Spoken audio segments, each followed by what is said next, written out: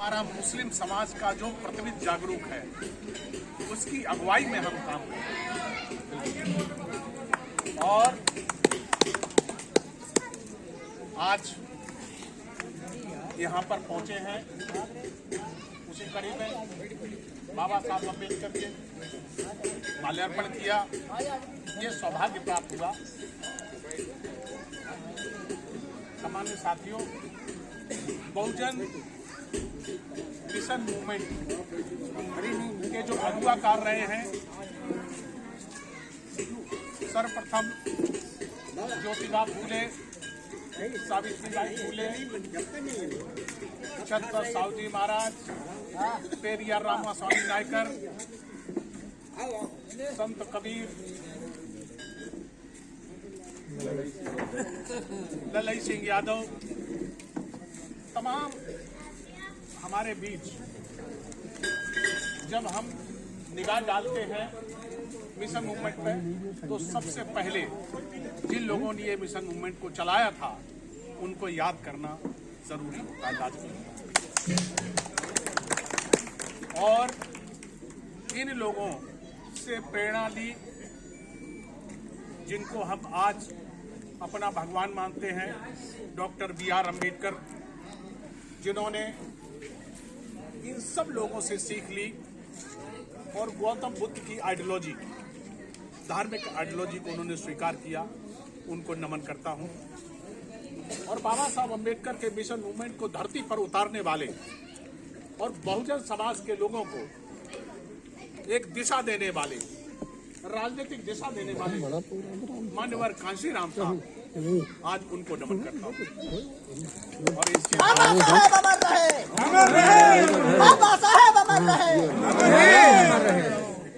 बाद इस mission movement में अगर परम आदरणीय बहन जी का हाथ और योगदान न होता तो जो हैसियत हमें मिली है चार बार मुख्यमंत्री बनने की, वो शायद कभी न मिलती। तो परम आदरणीय बहन जी ये उज्जवल भविष्य की और हमारा नेतृत्व लगातार करें और देश की 5वीं बार, वो प्रदेश की 5वीं बार मुख्यमंत्री बने। और ख्वाब तो हमारा है कि जब देश की, प्रदेश की नहीं, देश की बागडोर अपने हाथ में संभालेंगी। भारत की मजबूरी है, बहन जी जरूरी है, भारत की मजबूरी है, बहन जी जरूरी है, भारत की मजबूरी है, बहन जी जरूरी है। सम्मानित साथियों, हमको आदरणीय बहन जी ने बुलाया। हमारे एक साथी और हैं, करछना के रहने वाले हैं, अकरम जी। हम लोगों को बुलाया और बुलाने के बाद उन्होंने कहा कि आपको हमने जिले की जिम्मेदारी दी थी, आपने जिले की जिम्मेदारी निभाई, अब हम आपको इलाहाबाद मंडल के मुख्य मंडल की जिम्मेदारी दे रहे हैं और उसमें भी सबसे तगड़ा काम दे रहे हैं, मुस्लिम भाईचारा। तो बहुत कठिन काम था और काम है, लेकिन उन्होंने कहा आप दोनों लोग वरिष्ठ लोग हो, लंबे समय से आप लोगों ने काम किया है और जिस तरह जिलाध्यक्ष में काम अच्छा किया था उसी तरह से आप मुस्लिम भाईचारा बना करके दिखाएंगे, ऐसी हम उम्मीद करते हैं। तो उनकी बड़ी उम्मीद है और आदरणीय बहन जी के उस उम्मीद पर खरा उतरने के लिए हमको जरूरत किसकी है? हमको ये भैया बैठे हुए हैं आपके पीछे, भाई आप जैसे लोगों की जरूरत है और हर समय सम्मानित और नौजवान, मुझे तो लगता है कि आपके अंदर सब कुछ है, विद्वान है, सम्मानित है, नौजवान है, सारे। आज इस कड़ी में आपने एक बहुत बड़ा योगदान दिया है, मैं खुद आभारी हूँ और हमारे सारे लोग जानते हैं। क्रेडिट रामविलास भाई। हाँ, रामविलास भाई। बाबा साहब अमर रहे, अमर रहे, बाबा साहब अमर रहे, अमर रहे। और बैठ जाए।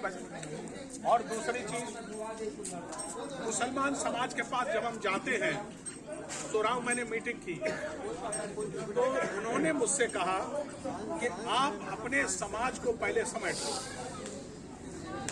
गलत नहीं कहा। यहाँ पर मुझे पता लगा है कि मैं जिस बिरादरी को, उसी बिरादरी के लोग यहाँ हैं मैं चमार बिरादरी को हूँ और लोगों ने कहा कि पहले दलित जो इधर उधर खिसक रहे उसको ठीक करो। और याद रखिएगा जिसके परिवार में एका होता है उस परिवार के साथ लोग जुड़ना पसंद करते हैं। और जिसका परिवार बिखरा हुआ होता है उसका न सहयोग होता है, जगह हटाओ यार बेकार। तो ये होता है कि आप लोगों को सबसे पहले चूंकि आदरणीय बहन जी का कौन चाहता है कि एक शेड्यूल कास्ट की बेटी मुख्यमंत्री बनकर खोपड़ी बैठ जाए? कोई चाहता क्या? एक दिन एक मीटिंग में एक रैली थी बहन जी की रैली से एक आदमी आया, वो जूता काटने वाला चौराहे बैठा हुआ था।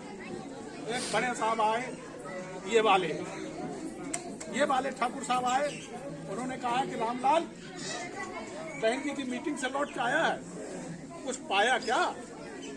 कहाँ पाई? तो उसने कहा कि ना कुछ मिलता है कुछ लो, मतलब पागल बना रहता है।